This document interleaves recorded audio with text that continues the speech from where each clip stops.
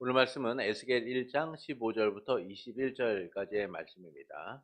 내가 그 생물들을 보니 그 생물들 곁에 있는 땅 위에는 바퀴가 있는데 그 내 얼굴을 따라 하나씩 있고 그 바퀴의 모양과 그 구조는 황옥같이 보이는데 그 넷은 똑같은 모양을 가지고 있으며 그들의 모양과 구조는 바퀴 안에 바퀴가 있는 것 같으며 그들이 갈 때에는 사방으로 향한 대로 돌이키지 아니하고 가며 그 둘레는 높고 무서우며 그 네 둘레로 돌아가면서 눈이 가득하며 그 생물들이 갈 때에 바퀴들도 그 곁에 가고 그 생물들이 땅에서 들릴 때에 바퀴들도 들려서 영이 어떤 쪽으로 가면 생물들도 영이 가려는 곳으로 가고 바퀴들도 그 곁에서 들리니 이는 생물의 영이 그 바퀴들 가운데 있음이니라.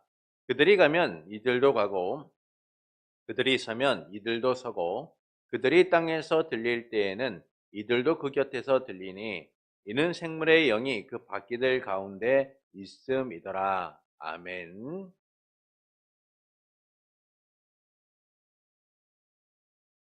하나님께서는 언제나 말씀을 통하여서 자기를 알게 하시고 그 말씀을 따라가도록 우리를 인도하시죠. 이 말씀은 그래서 우리를 살리는 참된 양식이 됩니다. 이 떡이 공급되면 우리가 살 것처럼 보이지만 정작 말씀이 없는 삶은 죽은 것과 같기 때문이죠. 말씀만이 참된 양식으로 우리를 이끌고 자라게 하고 성장하게 합니다.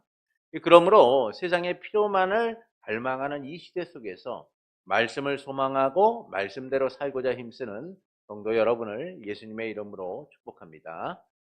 에스겔은 하나님의 영광의 형상인 네 생물의 형상을 보게 되죠. 이는 하나님께서 아니 계신 곳이 없으신 분임을 알려주고 있는 거예요. 세상을 주권적으로 다스리시고 의지를 따라 어디든 가시는 분이다라는 사실을 알려줍니다. 그러니까 이는 두 가지 의미가 있다라고 말씀을 드렸어요. 첫째는 하나님께서 모든 곳에서 우리와 함께 하신다는 것이죠. 둘째는 하나님이 없이 사는 인생에게는 그 자체로 두려움이 된다라는 겁니다. 이처럼 많이 계신 곳이 없으신 하나님을 통해서 성도는 위로받고 하나님이 없이 사는 인생은 두려움 속에서 살아가게 되는 것이죠. 그리고 본문은 이제 네 바퀴에 관하여 말씀합니다. 이 네 바퀴는 네 생물과 같이 하나님의 보좌를 받드는 역할을 합니다. 이 네 생물은 하나님의 주권이 사방에 펼쳐져 있음과 하나님이 아니 계신 곳이 없는 분이다라는 사실을 나타내주고 있다면 이 네 생물의 곁에 땅 위에는 바퀴가 있는데 이 네 얼굴을 하나씩 따라 이루어지고 있다는 것이죠. 이 바퀴의 특징을 바퀴 안에 바퀴가 있으며 그 둘레에는 눈이 가득하다라고 말씀을 해요. 또한 바퀴들 가운데 생물의 영이 있어서 어디든 갈 수 있다라고 말씀을 합니다. 특히 바퀴 안에 바퀴가 있다라는 말은요, 영어를 쓰는 나라들 가운데서는 매우 이해하기 힘든 어려운 것을 말할 때 인용하는 말 중에 하나예요. 바퀴 안에 바퀴가 있다. 그만큼 이 네 바퀴는 우리의 지식과 상식을 동원해서 이해하기는 매우 어려운 부분이 있다라는 사실을 우리에게 알려줘요. 이를 통해서 말씀하시는 바는 무엇일까요? 이 사람들은요, 삶에 일어나는 여러 가지 일들을 해석하고자 합니다. 이해하고 해석하려고 하지만 그것이 이해되지 않고 해석되지 않을 때 우연이라는 말을 자주 써요. 내가 길을 가는데 우연히 10년 전 친구를 만났어. 내가 사업이 어려워 힘들었는데 우연히 누군가를 통하여 도움을 받았어. 우리는 삶에서 이해되지 않고 또한 해석되지 않는 것들을 우연이라는 말로써 포장을 하고 이해하려고 할 때가 참 많아요. 근데 왜 사람들은 이런 우연이라는 말을 자주 사용할까요? 그것은 인생의 주인이 자기이기 때문인 거예요. 삶을 중심으로 해서, 내 삶을 중심으로 해서 문제를 해석하고 삶을 이해하고자 하려고 하다 보니까 도대체 답이 안 나오는 거죠. 그래서 사람들은 내 중심된 삶을 이해하고 해석하려고 우연이라는 말을 사용하게 되는 거예요. 그들이 계획하고 원하는 대로 행하고 하고자 또는 철저하게 자신의 의지를 나타내고자 할 때, 그리고 자기가 원하는 대로 살고자 할 때, 그것이 해석되지 않고 어긋날 때 우연이라는 말로써 그 문제들을 쉽게 덮고 살아가려고 한다라는 겁니다. 이때 마음이 편하게 하고 문제를 해결하는 길이 우연이라는 말이죠. 길보아산에서 사울과 요나단의 죽음을 목격했던 한 아말렉 청년이 있었습니다. 그는 다윗을 찾아가서 사울이 죽은 것을 설명하게 되죠. 사무엘상 1장 6절에 보면은 그에게 알리는 청년이 이르되 내가 우연히 길보아산에 올라가 보니 사울이 자기 창에 기대고 병거와 기병은 그를 급히 따르는데, 이 청년은 이 사울이 죽는 그 현장을 보게 됩니다. 사울의 죽어있는 그 현장을 보게 되는데 이 문제를 이야기하고 자기 나름대로 왕으로부터 칭찬받고 대접을 받기 위하여, 보상을 받기 위하여 이것을 해결하는 방법으로서 이렇게 얘기해요. 내가 우연히 왕의 죽음을 보게 되었습니다. 그런데 그가 고통 중에 있었는데 내가 어쩔 수 없이 그의 요청을 따라서 그를 죽였습니다. 사실 청년이 사울을 죽였나요? 그렇지 않습니다. 사울은 이방인들로 인하여 자기가 더럽힘을 당할까봐 자살을 선택하죠.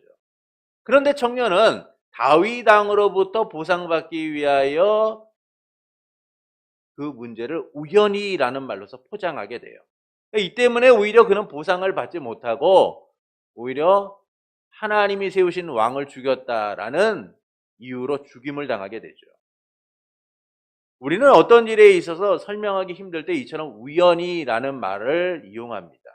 우연히 어떤 문제에 대하여 우연이라는 말로서 해석하고 또한 설명하고자 하죠. 그러나 우연이라는 말이 정답일까요? 그렇지 않습니다. 세상의 모든 것들은 우연히 되는 것처럼 보이지만 사실은 말할 수 없는 인과관계, 필연적 관계들이 있다라는 사실을 우리는 알게 돼요. 그것은 우리가 인생의 주인이 아니라 하나님이 인생의 주인이시기 때문인 것이죠. 그래서 아무리 우리가 우연이라는 말로서 삶의 문제를 포장하려고 하지만 그 모든 일들은 하나님의 다스림 속에서 이루어지고 있다는 거예요. 그래서 우리는 하나님 다스림 안에 살면서 내가 주인이 되고자 하는 생각, 내 의지, 내 뜻을 내려놓고 하나님의 뜻 가운데 살아가야 합니다.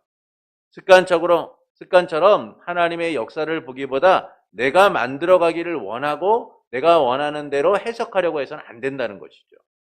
잘못되건 잘되건 우연이라는 말로서 인생을 포장하려고 해서는 안 된다는 거예요. 오늘 에스겔에게 나타난 이 하나님의 형상도요, 그의 지식이나 생각으로는 도저히 이해가 할 수 없는 그런 내용인 거예요. 이 일은 그에게 해석이 불가능한 내용입니다. 생각지도 못한 상황과 처지에 놓인 하나님의 형상은 이 처지에서 에스겔이 보게 된 하나님의 형상은 어떤 것으로도 이해가 되지 않아요. 세상처럼 우연이라는 말로서 설명하기에는 이해가 할 수 없는 많은 부분들이 있죠. 여기에는 하나님의 분명한 의지가 드러남을 우리가 볼 수가 있습니다. 하나님께서는 하늘을 열어서 고난 중에 있는 에스겔에게 찾아오셨죠. 그러니까 이 점에서 하나님의 형상이 나타난 일은 분명한 의도가 있다는 사실을 우리는 알 수가 있어요. 그러나 이 네 바퀴의 모습은 쉽게 이해하기가 어렵다라는 사실을 우리가 알게 됩니다. 바퀴 안에 바퀴가 있으며 그 둘레에는 눈이 가득한 모습을 우리가 어떻게 이해할 수가 있겠습니까? 참 난감하죠. 이 모습을 본 에스겔도 말할 수 없는 난감함에 빠졌을 거예요. 경험하고 익숙한 것이 아니라 생소하고 처음 보는 거 아닙니까? 그런데 이를 이해하고 받아들이는 일이 얼마나 힘들겠습니까? 그럼에도 불구하고 하나님께서 이 형상을 보여주고 계시는 이유는 무엇일까요? 이를 통해서 우리에게 무엇을 말씀하고자 하시는 걸까요? 모든 것이 하나님의 다스림 안에 있다라는 사실을 말씀해주고 있는 거예요. 모든 것이 하나님의 다스림 안에 있다는 겁니다. 이를 우리는 섭리라고 할 수 해요. 섭리. 섭리란 하나님이 모든 것을 작정하고 창조하신 까닭에 그것들을 보존하시고 통치하신다라는 의미죠. 쉽게 얘기하면 하나님이 다스리신다는 거예요. 이는 세상에 이해하기 힘든 많은 것들을 이해하고 바르게 볼 수 있는 시각을 우리에게 주는 겁니다. 여전히 세상은 우연이라는 말로써 모든 것을 이해하려고 해요. 예수를 믿는 우리들도 마찬가지 아닙니까? 삶에 일어나는 어떤 일에 대하여 설명되지 않을 때 우연이라는 말을 사용할 때가 있어요. 그러나 우연이라는 말은 존재할 수가 없어요. 왜냐하면 하나님의 주권적 섭리 속에서 우리는 살아가고 있기 때문이죠. 모든 것은 하나님의 주권적 섭리 속에서 이루어지고 있기 때문인 겁니다.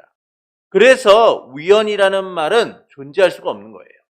하나님이 네 바퀴를 통해 보여주시는 핵심은 우연이라고 말하는 이 세상 속에서 우연히 모든 것이 이루어졌다라고 말하는 세상에서 우연이 된 것은 없다라는 사실을 말씀해주고 있는 거예요. 하나님의 통치와 다스림이 얼마나 놀랍게 이루어지고 있는가를 말씀해주고 있는 겁니다. 사실 네 바퀴의 모습은 이해하기가 힘이 들어요. 바퀴 안에 바퀴가 있고 둘레에는 많은 눈이 가득하고 생물의 영이 바퀴 가운데 어디든 이동한다라고 말씀합니다. 근데 여기서 우리는 두 가지를 발견하게 됩니다. 첫째는 이 바퀴의 둘레에 눈이 가득하다라는 사실을 우리가 볼 수 있어요. 본문 18절을 보시겠습니다. 그 둘레는 높고 무서우며 그 네 둘레에 돌아가면서 눈이 가득하며. 이 눈이 가득하다라는 말은 모든 것을 다 보시고 다 하시는 전능하신 하나님을 의미하고 있는 거예요. 하나님의 전능하심을 의미하는 것이죠. 하나님은 모든 것을 감찰하시고 살피시는 분입니다. 이미 우리는 네 생물의 형상을 통하여서 동서남북 사방에 하나님의 다스림이 이루어진다라는 사실을 함께 나누었어요. 이를 구체적으로 네 바퀴는 하나님의 통치 영역이 온 땅과 만물이고 그분의 눈과 시선을 피할 수 없다라는 사실을 말씀해주고 있는 거예요. 그러니까 네 바퀴의 형상은 이 하나님의 보좌를 받드는 역할을 하는데 그 네 바퀴가 보고 있는 것이, 그 눈들이 보고 있는 것이 무엇입니까? 온 천하 만물인 거예요. 하나님께서는 이를 통하여서 하나님이 모든 것을 감찰하시고 살피시는 분임을 나타내주고 있는 것이죠. 이것은 하나님의 전지전능하심을 나타내고 있는 거예요. 하나님께서 모든 것을 다 보시고 다 아시는 분임을 의미하고 있는 겁니다. 이 점에서 네 바퀴에 눈이 가득하다라는 것은 창조세계의 모든 피조물들이 하나님의 살피심 안에 있다라고 말씀해주고 있는 거예요. 둘째는 생물의 영이 바퀴 가운데 있어 이동한다라는 겁니다. 본문 20절과 21절을 보시면 영이 어떤 쪽으로 가면 생물들도 영이 가려고 하는 곳으로 가고 바퀴들도 그 곁에 들리니 이는 생물의 영이 그 바퀴들 가운데 있음이라. 그들이 가면 이들도 가고 그들이 서면 이들도 서고 그들이 이 땅에 들릴 때에는 이들도 그 곁에서 들리니 이는 생물의 영이 그 바퀴 가운데 있음이더라. 여러분, 바퀴가 움직이는 원동력이 뭡니까? 그 동력이 뭐예요? 생물의 영이 그 바퀴 가운데 있어서 바퀴를 움직이게 한다는 거예요. 그래서 20절과 21절 후반절은 동일하게 생물의 영이 그 바퀴 가운데 있음이라 라고 말씀하죠. 여기서 생물의 영은 원문에 보면 그 살아있는 영이라는 뜻이에요. 그 살아있는 영. 이 영에 대하여 많은 이들이 생물의 영으로 볼 것인가 아니면 성령님으로 볼 것인가를 고민했어요. 우리가 네 생물의 형상을 통해서도 그와 같은 내용들을 함께 나누었죠. 그래서 어떤 이들이 이 생물의 영은 성령님이며 이미 우리 안에 내주하시는 성령의 모습을 보여주고 있다라고 말하기도 합니다. 또한 어떤 이들은요, 생물의 영을 하나님의 의지, 그분의 다스림이다라고 생각을 해요. 그러나 전체적인 문맥을 살펴보면은 생물의 영은 하나님의 의지, 다스림을 의미한다라는 사실을 우리가 알 수 있어요. 하나님은 생물의 영을 통해서 그분의 의지를 통하여서 바퀴를 이동하시고 모든 만물을 다스리신다라는 것이죠. 칼빈도 바퀴가 생물의 영으로 인도함을 받는다는 것은 철저하고 완전한 하나님의 다스림을 나타내는 것이다 라고 이야기했어요. 이처럼 네 바퀴의 말씀은 하나님의 주권이 사방 어떻게 구체적으로 적용되고 있는가를 말씀하는 거예요. 그분은 우리를 향한 시선을 거두지 않고 다스리신다는 겁니다. 이와 같은 다스림에 대하여 예수님은 마태복음 6장 26절에서 이렇게 말씀하세요. 마태복음 6장 26절에서 공중의 새를 보라, 심지도 않고 거두지도 않고 창고에 모아들이지도 아니하되 너희 하늘 아버지께서 기르시나니 너희는 이것들보다 귀하지 아니하냐.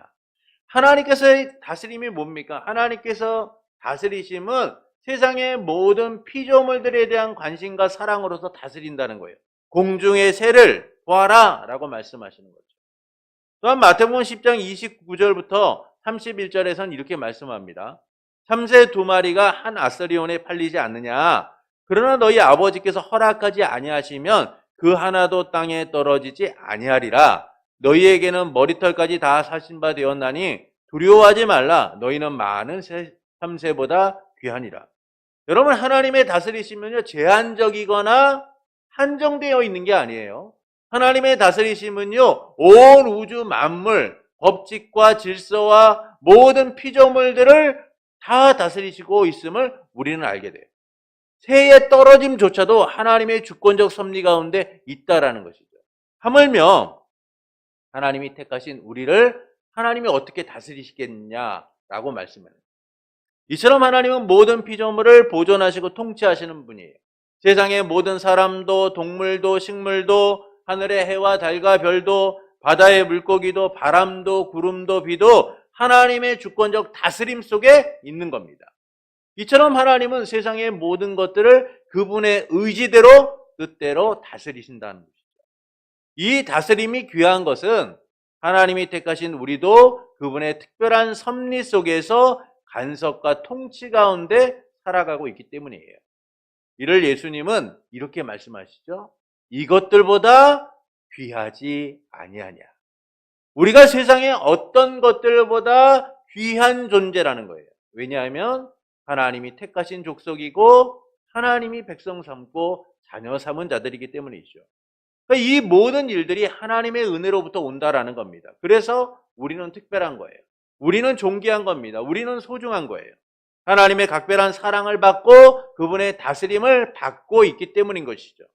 그러니까 이 은혜가 삼위일체 하나님의 구원 사역을 통해서 우리에게 주어진 거예요. 성부 하나님은 창세전에 우리를 택하시고 작정하셨어요. 성자 예수님은 아버지의 뜻을 따라 이 땅에 오셨고 십자가에 죽고 부활하심을 통하여 우리를 하나님 나라 백성으로 삼으셨죠. 그리고 성령 하나님은 우리를 부르시고 우리 안에 함께 하시며 하나님의 다스림이 온전히 누려지도록 역사하셨어요. 그러니까 이를 통해 우리는 하나님 나라 백성으로서 영원한 다스림을 받고 있는 겁니다. 그러니까 에스겔서가 하나님의 영광의 형상을 보여주는 것은 하나님의 통치가 어떻게 택한 백성들에게 이루어지고 있는가를 보여주는 거예요. 하나님의 임재의 역사가 어떻게 우리의 삶 가운데 이루어지고 있는가를 보여주고 계신 것이죠. 그래서 에스겔서 43장과 44장은 하나님의 영광이 성전에 가득함을 말씀해요. 이것은 하나님의 다스림이 그들과 함께 하시며 이루어지게 될 것을 말씀해 주고 있는 것이죠. 예수님의 죽으심과 부활을 통해 우리에게 일어난 역사는 하나님의 성전이 된 겁니다. 하나님의 영광이 성전에 가득하듯이 성령 하나님이 우리 가운데 함께 하시며 우리의 삶을 이끌어가고 계신 것이죠. 성령께서 우리 안에 함께 하시며 역사하고 계신 거예요. 우리의 굳은 마음이 부드러운 마음이 되도록 죄와 사망의 법에서 떠나 생명의 성령의 법에 따라 살아가도록 육의 생각이 아니라 영의 생각으로 살아가도록 하신 겁니다. 그래서 죽은 열매가 아니라 생명의 열매를 맺는 성령의 열매를 맺는 자들로 살아가게 하신 것이죠. 이 모든 일들이요, 하나님의 다스림을 통하여 우리 가운데 일어난 일이에요. 그래서 네 바퀴의 그 모습은, 형상은 단순히 어떤 특별한 모습들을 나타내주고 있는 것이 아니라 여전히 하나님의 다스림이 온 세상에 편만하게 이루어지고 하고 있고, 특히 하나님의 택한 백성들에게는 이 다스림이 놀랍게 이루어지고 있다는 사실을 보여주고 계신 것이죠. 모든 만물을 살피시고 감찰하시고 아시는 하나님께서 우리를 다스리고 계시다라는 겁니다. 이를 통하여서 하나님께서는 우리가 어떻게 살아가기를 원하실까요? 하나님 나라 백성으로 살기를 원하시는 거예요. 하나님 나라 백성으로 산다라는 것은 왕이신 하나님의 통치 아래 거하는 겁니다. 우리나라 국민이 외국에 가서 사고 나면 누가 해결해 줍니까? 외국 나라들이 그 나라들이 앞서서 해결해 줍니까? 그렇지 않아요. 우리나라가 앞서서 해결해 줍니다. 그들의 어려움과 문제와 위기를 우리나라가 해결해 주기 위하여 발벗고 나서죠. 그것은 우리가 대한민국의 국민이기 때문이에요. 이처럼 하나님 나라 백성의 삶을 살아간다는 것은 하나님의 통치 가운데 거하는 삶은 하나님의 주권적 섭리와 역사하심을 누린다라는 겁니다. 하나님께서 발벗고 우리의 삶을 도우신다라는 것이죠. 그래서 우리는 그 하나님의 선하심과 능력이 우리를 다스리심을 믿어야 되는 거예요. 그분의 인자하심이 우리를 어떻게 이끌어 가시는지, 우리의 상하고 아픈 이 마음을 어떻게 위로하시고 달래시는지 그것들을 살펴볼 수 있어야 돼요. 왜냐하면 우리가 하나님 나라의 백성이기 때문이에요. 유일하신 예수 그리스도 그분의 아들을 내어주시고 우리를 자녀 삼으셨기 때문인 거예요. 그렇게 우리는 하나님 나라 백성의 삶을 살아가야 돼요. 우리를 위해 싸우시는 하나님, 우리를 위해 일어나시는 하나님, 우리를 건지시고 보호하시는 하나님, 그 하나님 나라 백성으로서 우리가 살아가야 하는 겁니다. 하나님께서는 우리의 삶 가운데 구체적이고 놀랍게 오늘도 역사하고 계시니까요. 룻기에 보면 나오미가 나오죠. 살 길을 찾아서 가족들과 함께 모압에 이주했지만 그녀는 인생의 더 큰 아픔을 경험하게 됩니다. 남편도 세상을 떠나고 사랑했던 두 아들마저 세상을 떠나고 이제 그녀는 홀로 남게 되었어요. 그래서 그녀는 며느리들을 떠나보내고 혼자 고향으로 돌아가고자 했습니다. 하나님께서 베들레헴을 도우셨다는 사실을 듣게 되고 베들레헴으로 돌아가고자 했죠. 남편도 있고 두 아들도 있고 오직 며느리 룻만이 그녀와 함께 베들레헴으로 돌아가게 됩니다. 그때 그녀가 고향 사람들을 향하여 뭐라고 얘기합니까? 내 인생이 쓴 인생이 되었다. 하나님으로 인해 내 인생 망쳤다. 그러니 나를 기쁨이라는 나옴이라는 이름으로 부르지 말고 쓴 마라라 라고 불러라. 그녀는 가진 것도 없고 살 길도 막막하고 고향으로 돌아왔지만 여전히 아픔만이 남아있는 그런 여인이었어요. 그런데 하나님께서 그녀를 도우시기 시작하는 것이죠. 하나님이 그녀의 삶 가운데 다스림을 이루어 가시는 거예요. 그래서 룻기 2장 3절은 이렇게 말씀합니다. 룻이 가서 베는 자를 따라 밭에서 이삭을 줍는데 우연히 엘리멜렉의 친족 보아스에게 속한 밭에 이르렀더라. 우연히 엘리멜렉의 친족 보아스의 밭에 이르렀다라고 말씀해요. 나오미의 인생은 모든 것이 철저하게 무너진 인생처럼 보였어요. 그런데 하나님께서 그녀의 인생을 어떻게 인도하세요? 하나님의 뜻 가운데 이끌어 가시고 있다라는 것이죠. 그것이 인간의 설명으로는 이해가 되지 않아요. 그래서 말씀 뭐라고 해요? 우연히 우리의 삶으로는 해석이 되지 않는 거예요. 우리의 생각과 우리의 지식과 우리의 경험으로서는 하나님의 역사가 이해가 되지 않는 겁니다. 그래서 우리가 찾는 단어들이 우연인 것이죠. 그러나 그처럼 우연하게 보이는 그 일들이 하나님의 주권적 섭리 속에서 우리 가운데 이루어졌다라는 거예요. 오직 하나님만이 나오미의 도움이 되셨다는 겁니다. 그녀는 하나님의 다스림 안에 있게 되었고 희망도 없고 삶의 고통만이 남았던 그녀가 그 나오미라는 이름의 기쁨을 다시금 찾게 되었어요. 우연히 엘리멜렉의 친족 보아스에게 속한 밭에 이르렀다라는 말씀처럼 하나님의 인도하심은 그녀의 상처를 보듬고 회복되게 만드셨죠. 그래서 룻과 보아스가 한 몸을 이뤄서 오벳을 낳게 돼요. 그래서 그녀는 마라가 아닌 나오미로 회복되어서 하나님이 이끌어 가신 그 놀라운 은혜들을 경험하게 되죠. 이처럼 하나님은 반드시 그의 백성을 다스리시고 이끌어 가십니다. 이것이 바로 하나님의 섭리이고 하나님의 다스림이신 거죠. 우리가 볼 때는 이해가 되지 않고 해석이 되지 않지만 하나님은 우리가 알지 못하는 놀라운 일들을 그분의 뜻 가운데 이뤄 가시고 있다는 거예요.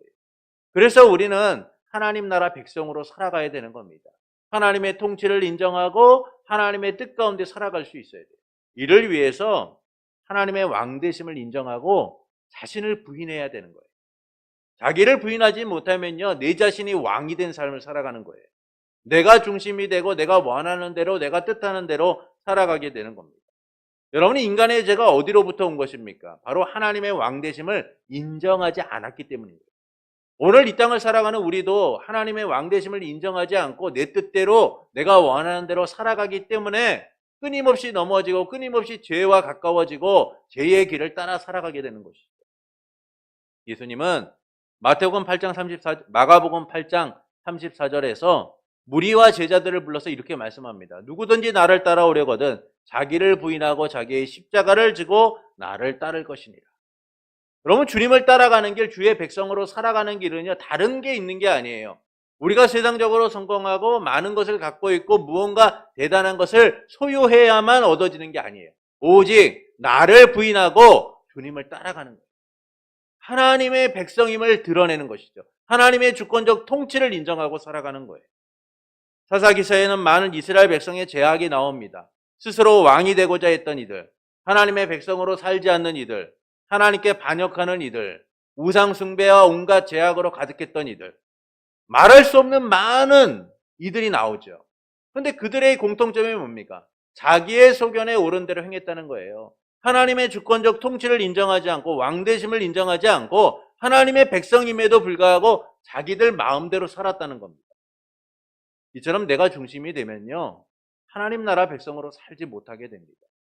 그래서 자기를 부인하고 하나님을 위해 살아가고자 우리가 결단해야 되는 거예요. 하나님의 주권적 통치를 인정하고 내 삶을 그분께 맡기고 살아가야 되는 겁니다. 이를 잘 보여주는 말씀이 마태복음 6장 24절부터 34절의 말씀입니다. 우리 말씀을 좀 찾아보시죠. 마태복음 6장 24절부터 34절입니다.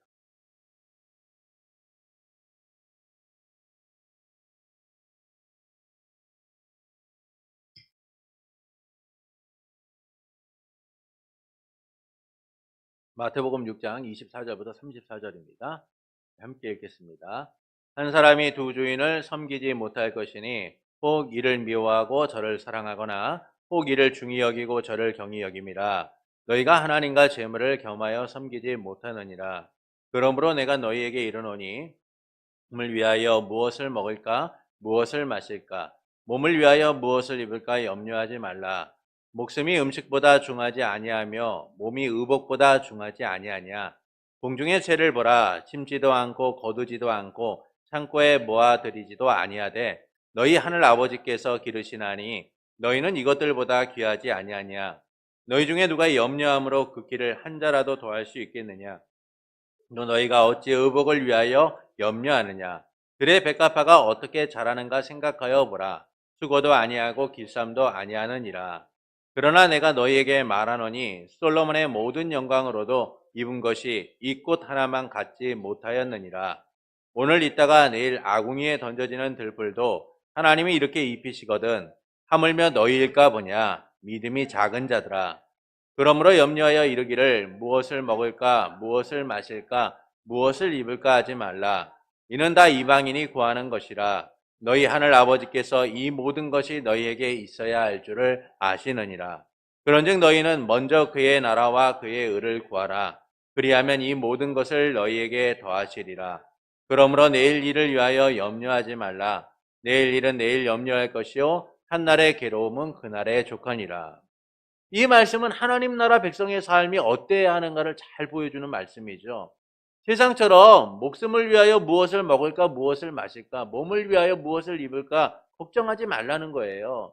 세상은 그렇게 살아갑니다. 세상은 오직 자기의 필요와 자기가 원하는 대로 살아가고자 애쓰죠. 그러나 하나님 나라 백성은요, 내 필요를 위해 살아가는 것이 아니라 하나님의 필요를 위하여 살아가는 자들이라는 거예요.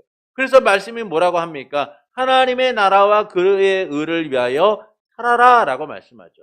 왜냐하면 그 삶이 하나님께서 우리에게 모든 것을 더하시는 은혜를 누리도록 하기 때문에, 하나님이 우리에게 주시는 은혜가 얼마나 풍성한지를 경험하도록 하기 때문인 겁니다. 그래서 하나님 나라 백성으로 백성으로 사는 삶이 가져오는 은혜를 누리게 되는 것이죠. 나를 부인하고 왕 대신 하나님을 인정하는 삶, 하나님 나라를 위해 헌신하고 하나님 나라 백성으로 살고자 결단하는 삶, 그 삶을 통하여 우리는 더하시는 하나님의 은혜를 누리게 되는 거예요. 하나님이 모든 것을 더하시는 그 은혜를 경험하게 되는 겁니다. 그래서 자기를 부인하고 주님의 왕되심을 고백할 수 있어야 되는 거예요. 내 욕심과 내 생각보다는 하나님의 나라를 위해 어떻게 살아가야 하는가를 고민해야 되는 겁니다. 사실 사는 게 바쁘고 힘들죠. 끊임없이 내 필요들이요, 오늘도 생각나고 내일도 생각하고요. 그럴 때가 참 많습니다. 그래서 오늘 뭘 사야 되는데 내일은 뭘 해야 되는데 정말 많은 일들이 우리 머릿속에 떠오를 때가 많죠. 그러나 하나님의 왕되심을 인정하고 내 삶을 내려놓는 순간 하나님이 우리의 삶의 필요들을 채워가시는 은혜들을 누리게 되는 거예요. 이것들보다 이 모든 것을 너희에게 더하시리라. 이 모든 것을 너희에게 더하시리라. 여러분, 이 약속 위에서 하나님 나라 백성으로 우리가 살아가는 겁니다. 본문의 네 바퀴의 말씀은 하나님의 다스림이 얼마나 놀랍게 펼쳐지는가를 보여주고 있는 거예요. 하나님은요, 우리 한 사람 한 사람을 놓치지 않으세요. 세상의 모든 것을 살피시고 감찰하시고 아시는 그 하나님께서 그분의 의지를 따라서 주권적으로 우리의 삶 가운데 이동하셔서 우리의 삶 가운데 찾아오셔서 우리의 미래를 만들어 가시는 거예요. 우리의 삶을 놀랍도록 다스려 가시는 거죠. 그래서 우리가 혼자 사는 것처럼 보여도요, 하나님은 우리 안에 일하시고 역사하고 계신 거예요. 우연이 된 것처럼 보이는 이 인생 속에서 하나님의 놀라운 역사가 있음을 우리는 경험하게 되고 발견하게 되고 고백하게 되는 거죠. 그러므로 세상처럼 주인이 되어 살기보다는 하나님이 우리의 주인이심을 누리는 성도가 되시는 것은 어떨까요? 하나님의 다스리심을 인정하고 하나님 나라 백성답게 살고자 힘쓰는 성도가 되시는 것은 어떨까요? 사랑하는 성도 여러분, 이 내 생물의 곁, 땅 위에 바퀴가 있는데 내 얼굴을 따라 하나씩 있고 바퀴 안에는 바퀴가 있으며 그 둘레에는 눈이 가득하다라고 말씀합니다. 이는 모든 것이 하나님의 다스림 안에 있음을 말씀해주고 있는 것이죠. 그래서 네 바퀴에 대하여 두 가지를 말씀을 드렸어요. 첫째는 바퀴의 둘레에 눈이 가득하다라는 겁니다. 이 눈이 가득하다라는 것은 창조 세계의 모든 피조물들이요, 하나님의 살피심 안에 있다는 거예요. 하나님이 그것들을 바라보고 계시다라는 겁니다. 둘째는 생물의 영이 바퀴 가운데 있어 이동한다라는 것이죠. 하나님이 그분의 의지를 따라서 모든 만물을 다스리신다는 거예요. 이처럼 네 바퀴의 말씀은 하나님의 주권이 사방에 어떻게 적용되어지고 있는가, 어떻게 하나님의 다스림이 이루어지고 있는가를 말씀해주고 있는 거예요. 그분의 의지를 따라 그분이 보시는 대로 다스리신다는 것이죠. 이를 통해 하나님께서는 우리가 어떻게 살기를 원하실까요? 하나님 나라 백성으로 살기를 원하시는 거예요. 이를 위해 우리는 하나님의 왕되심을 인정하고 자기를 부인할 수 있어야만 합니다. 내가 아닌 주님이 중심이 된 삶, 주님이 내 삶을 다스리시고 통치하시는 삶, 주님이 내 삶을 인도하시는 삶을 살아가기 위하여 주님의 왕되심을 인정해야 하는 거예요. 이 삶을 통해 우리는 날마다 베푸시는 은혜를 누리게 됩니다. 하나님의 다스림이 얼마나 우리의 삶을 놀랍게 이뤄가시는지를 경험하게 되는 것이죠.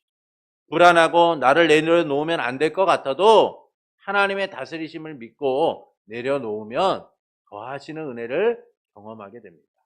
그러므로 세상처럼 주인 되어 살기보다는 하나님이 우리의 주인이심을 인정하고 살아가는 성도가 되는 것은 어떨까요?